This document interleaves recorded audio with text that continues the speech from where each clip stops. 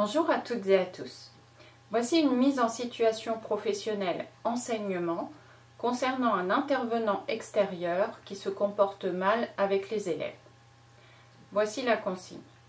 Vous êtes au CP et vous décidez de mener un projet sur la réalisation d'un album.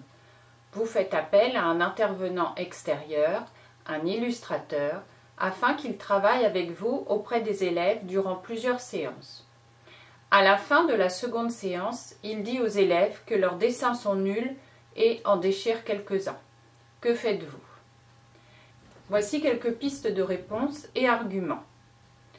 Premièrement, je suis responsable, en tant que professeur des écoles, du projet, même si je sollicite un intervenant extérieur compétent.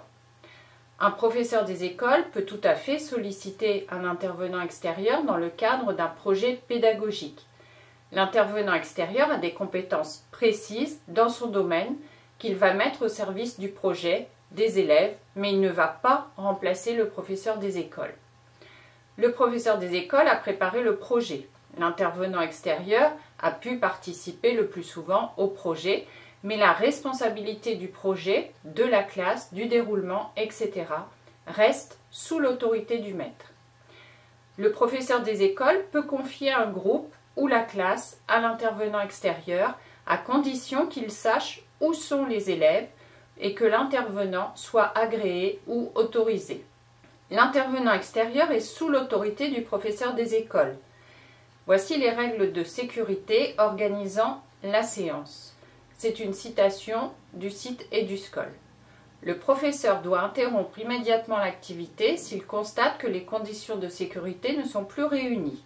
Néanmoins, il appartient à l'intervenant extérieur chargé d'un groupe d'élèves de prendre les mesures d'urgence, le cas échéant. Deuxièmement, j'ai suivi le protocole d'autorisation écrite du directeur. Intervention ponctuelle et participants bénévoles, toute personne susceptible d'apporter sa contribution aux activités d'enseignement peut être autorisée à intervenir de façon ponctuelle et bénévole et sous la responsabilité du professeur des écoles dans le cadre d'une activité prévue par le projet d'école. Les intervenants bénévoles, comme les parents d'élèves, doivent recevoir une autorisation écrite du directeur d'école, après avis du conseil des maîtres et information de l'IEN, pour intervenir pendant le temps scolaire. Les interventions de collectivités publiques ou associations. Ces interventions sont mises en œuvre à partir d'une demande des écoles et font l'objet d'une concertation avec les équipes éducatives afin de déterminer les objectifs et les modalités d'intervention. Elles sont inscrites dans le projet d'école. Les intervenants extérieurs non bénévoles sont rémunérés par une collectivité publique, collectivité territoriale ou autre, ou par une personne morale de droit privé, une association de parents d'élèves par exemple. L'Éducation nationale établit la liste des associations qui sont habilitées à intervenir dans les établissements scolaires. Lorsqu'il s'agit d'une intervention régulière dans le cadre scolaire, une convention d'une durée d'1 an doit être signée. Dans le premier degré, elle est passée entre l'employeur et l'IEN ou l'IADASEN selon le champ. Elle est contresignée par le directeur d'école qui en garde un exemplaire à l'école. Tous les intervenants extérieurs rémunérés doivent obtenir l'autorisation écrite du directeur d'école. Troisièmement, le bien-être des élèves et le climat scolaire sont au cœur des textes officiels. Je cite: « Un climat scolaire serein est une condition essentielle pour assurer les bonnes conditions de travail, le bien-être et l'épanouissement des élèves. Il renvoie donc à la qualité de vie à l'école. Il concerne les normes, les buts, les valeurs, les relations interpersonnelles, les pratiques d'enseignement-apprentissage, de management, de structure organisationnelle inclus dans la vie de l'école. » Site EduScol. Les items qui composent le climat scolaire sont les relations entre les personnes, respect, entraide, soutien, l'enseignement-apprentissage, encouragement, éthique, la sécurité, physique, émotionnelle, etc. Le climat scolaire influence la réussite des élèves. Quatrièmement, Le programme de MC du cycle 2 de 2020 est le socle commun de 2016. Que dit le programme? Respecter autrui, acquérir et partager les valeurs de la République, construire une culture civique. Que dit le socle commun? Dans le domaine 3, la formation de la personne et du citoyen, l'école a une responsabilité dans la formation de l'élève en tant que personne et futur citoyen. Dans une démarche de coéducation, elle ne se substitue pas aux familles, mais elle a pour tâche de transmettre aux élèves les valeurs et les principes qui sont inscrits dans la Constitution de notre pays. Capacité à juger par lui-même, sentiment d'appartenance à la société, aptitude à vivre de manière autonome, à participer activement à l'amélioration de la vie commune et à préparer son engagement en tant que citoyen. Cinquièmement, le référentiel de compétences professionnelles de l'enseignant de 2013. Faire partager les valeurs de la République.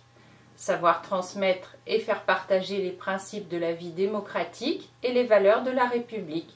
Liberté, égalité, fraternité, laïcité, refus de toutes les discriminations.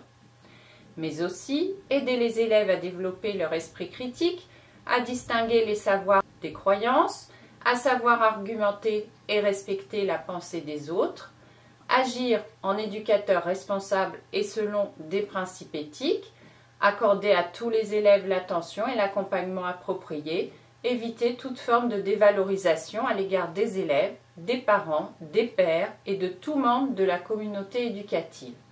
Apporter sa contribution à la mise en œuvre des éducations transversales, notamment l'éducation à la santé, l'éducation à la citoyenneté, l'éducation au développement durable, l'éducation artistique et culturelle. Se mobiliser et mobiliser les élèves contre les stéréotypes et les discriminations de tous ordres, promouvoir l'égalité entre filles et garçons, femmes et hommes, contribuer à assurer le bien-être, la sécurité et la sûreté des élèves, à prévenir et à gérer les violences scolaires, à identifier toute forme d'exclusion ou de discrimination, ainsi que tout signe pouvant traduire des situations de grandes difficultés sociales ou de maltraitance. Contribuer à identifier tout signe de comportement à risque et contribuer à sa résolution, respecter et faire respecter le règlement intérieur et les chartes d'usage dans l'établissement. Sixièmement, je vais donc, en toute responsabilité, interrompre la collaboration avec cet intervenant extérieur qui ne respecte pas les enfants, leur production. Bien sûr, je vais essayer de discuter de cette situation avec lui avant de prendre une telle décision, mais si la personne persiste, il est de mon devoir de le faire car je suis responsable des enfants et de leur intégrité. Donc, après discussion. À ce titre, vous pouvez citer les exigences du service public d'éducation. Outre la transmission des connaissances, la nation fixe comme mission première à l'école de faire partager les valeurs de la République. Le service public de l'éducation fait acquérir à tous les élèves le respect de l'égale dignité des êtres humains, de la liberté de conscience et de la laïcité. Mais aussi que tous les enfants peuvent tous apprendre. Tout enseignant doit croire en l'éducabilité de tous les enfants, élèves, c'est-à-dire qu'il revient aux enseignants de trouver les moyens de faire comprendre, faire apprendre, mémoriser. Vous pouvez également aborder la communauté éducative et la coopération entre tous les acteurs de la communauté éducative. La communauté éducative rassemble dans une école les élèves et toutes les personnes qui œuvrent aux missions de l'école, comme les enseignants, les parents d'élèves, les collectivités territoriales, les intervenants, les partenaires, etc. Le rôle de l'enseignant étant de mettre en œuvre et faire respecter toutes ces valeurs afin de garantir l'égalité des chances.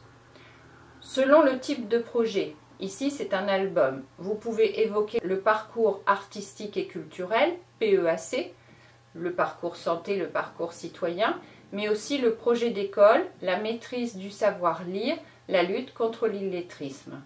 Bien sûr, si vous acceptez que l'intervenant extérieur poursuive son travail parce qu'il a discuté avec vous et s'est expliqué, vous pouvez exiger qu'il présente ses excuses aux élèves.